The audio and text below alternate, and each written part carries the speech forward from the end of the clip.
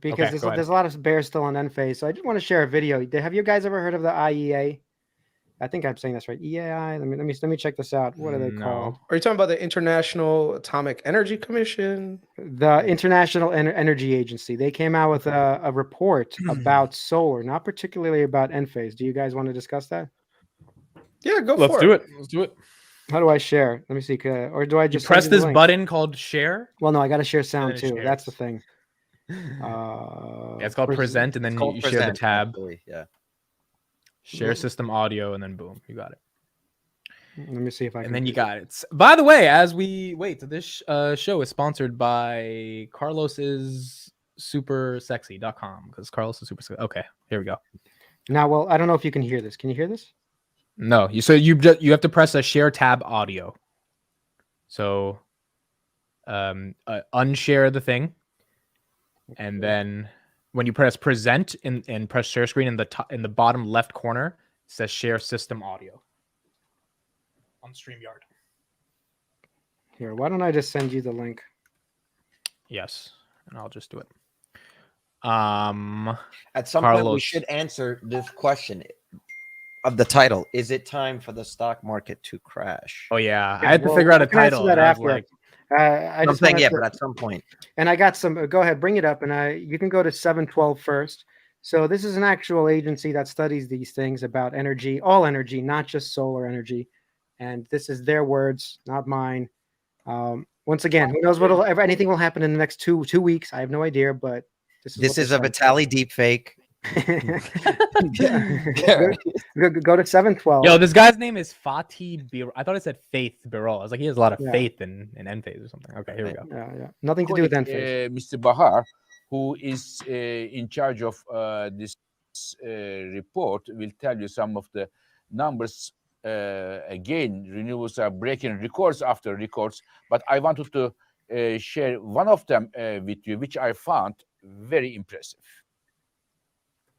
In the year 2027, in 5 years of time, the latest solar, I'm not saying renewables altogether, only solar will be the #1 source of electricity in the world.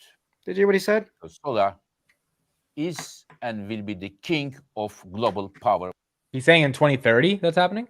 5 years, 2027.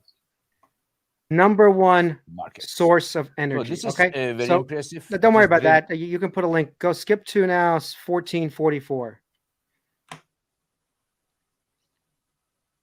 This is the thesis that plays out. Remember, which side do you want to be on, and do you want to miss it? That's the question everyone should be asking themselves. Drive our forecast upwards. Turn up the volume. When we look at the deployment by country and region, we see basically China continuing to lead renewable capacity expansion in the next 5 years, accounting for almost half of every single renewable energy plant that will come online by 2027. This is an important acceleration compared to previous 5 years. When we look at Europe, we see a more than doubling of the growth during the forecast period. And this unprecedented growth is adding into a context of stable expansion over the last decade, which means that energy security really triggers in our forecast an incredible amount of additional capacity. So remember that energy security is now a big thing. Ambitious climate targets that the European Union has. A similar situation in the United States. Policy certainty by the Inflation Reduction Act for the first time, long-term extension of incentives for all renewables, including deployment and manufacturing. So we don't have to listen to the whole thing. These guys are boring to death, but anyone who's this is the shit you find on YouTube on Friday nights, and you binge this to justify your Enphase thesis. Well, no, but show that last chart and just skip to the end. Just look at what's going on for the 2022 to 27 in solar. And if you can show the chart, just skip a couple of frames. No, not that far. Not that far. Just this chart. Previous. Back. Well, that was a good chart too, but just go back a little bit. There you go. Basically, they're saying it's doubling, and these guys have been always conservative with their estimates. So if they think this is happening from all the data they've collected, right? like, so back to Chris, why do I need to hedge anything if this is actually what's happening? Unless there's a possibility it's not happening. So once again, I don't feel like I personally need a hedge. Carlos, what do you, when you look at this, what do you think? Do you feel like hedging? No, I feel as you do, that I think that's the time to just continue to accumulate while the public gets educated on where this stuff is going. This information's out there, but it's not reaching the masses. I think the No, more that we have these boring, that's why. conversations with people, it's boring, it's very techie. But I think the more that we talk about this with people, the more I realize we are still so early. Like, I keep thinking we're here in the S curve, and we're actually a lot earlier than we are. And this is, again, why I just keep the shares where they are. Enphase is a little bit too high right now. When that pullback eventually happens, because the stock price is different from the company, that's when I will continue to dollar cost average. Okay, GS Strategy said I'm not being logical, first of all. Hold on. I was buying at $20. How is it going to 280? Anything that concerns me? Like, there's zero concern that it's going to 280. In fact, that's not low enough. I'm saying I want it at 200. Under 200, yeah. Under Yeah. 200. I'm saying I needed to go to 200. So one of the things that you guys are conflating, that, oh, this is solar EV. I mean, solar PV is going to get that high. That's a projection right there. But you're saying that Enphase is the one that's going to be able to capture that market fully, and that they're going to be able to Solar Edge and Enphase. I've said this for Right, yeah, in terms of the residential. Right now, there's only two players that are so big that they're recognizable, right? And that they're more on the residential side. But guess what? Whenever an industry, especially one that moves so quickly towards one thing and the growth is there, that means the other entrants are likely to make their way into the market. Now, do I think that Enphase is doing very well with their market share currently? Yes. Do I think Solar Edge is doing the same thing? Totally agree with you guys. I'm not saying they're not. But guess what? Competitors are going to be there, especially because they don't have, much less a differentiated product that can't be commoditized. I've seen microinverters all around, like, starting to show up with other companies, newer ones coming out, and they're actually coming out with prices that are way more compelling than what Enphase has. Enphase definitely has the quality behind their name. They're actually they're much better in terms of reputation, the quality, and the execution. But guess what?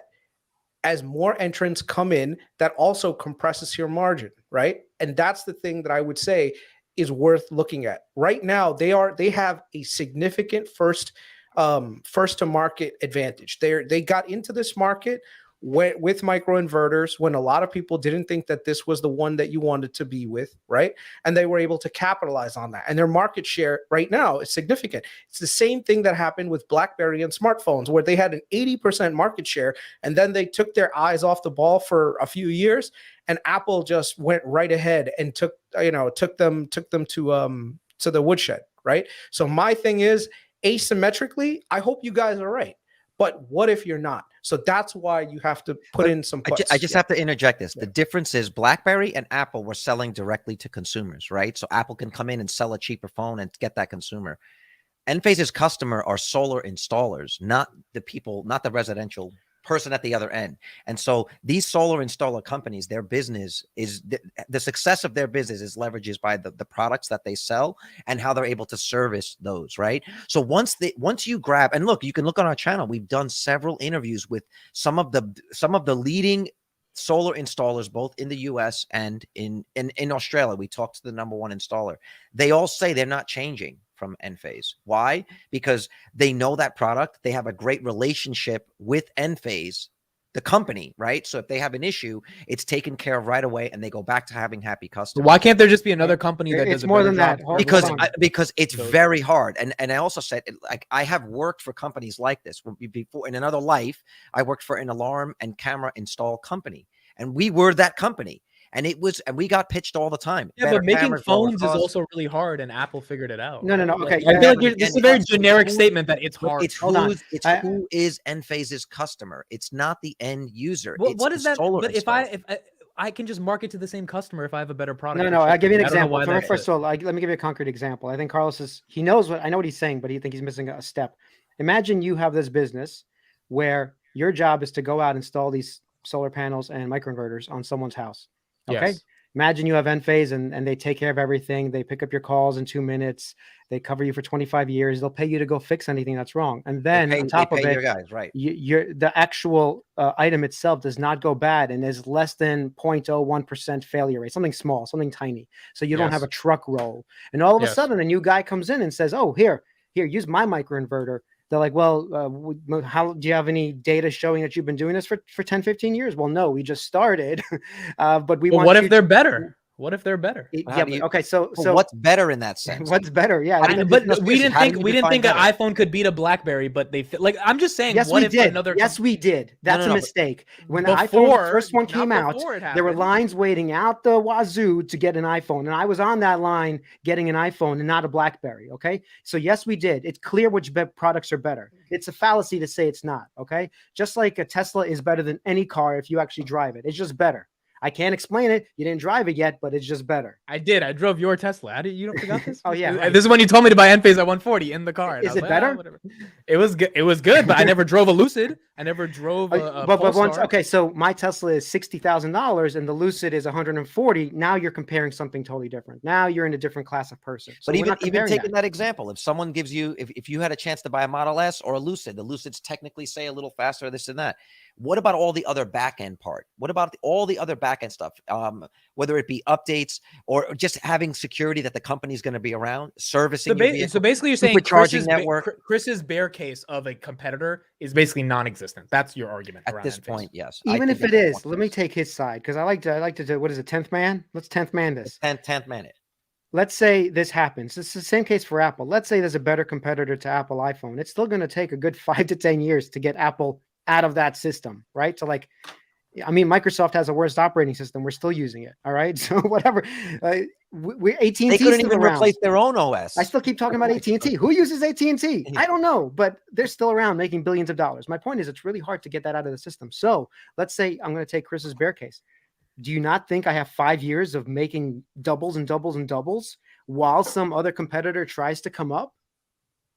And has to break in. They have to break in. They have to do everything that Enphase did for over a decade. Like you're ignoring. It's the same thing when Carlos talks negatively about Meta and says Apple's coming in with a product the next day, and we know that's not happening the next day. That's going to take 5 years to play out to beat the Oculus. That's not a one-day thing. That's going to take years and years. It's the same thing. It can't happen in 6 months. That's not the way this works. No, and I do agree with you on that, but there are some other things that you have to take into consideration also, like the total addressable pool of people trying to put up solar panels right now has been really favorable for Enphase. As those customers go, you start getting them, you're actually running into the problem of limitations on the total amount of customers that can actually come in. The other thing is 3% penetration, dude. Well, hold on. Just wait. Just let me make a case, and then you guys could tear it up, right?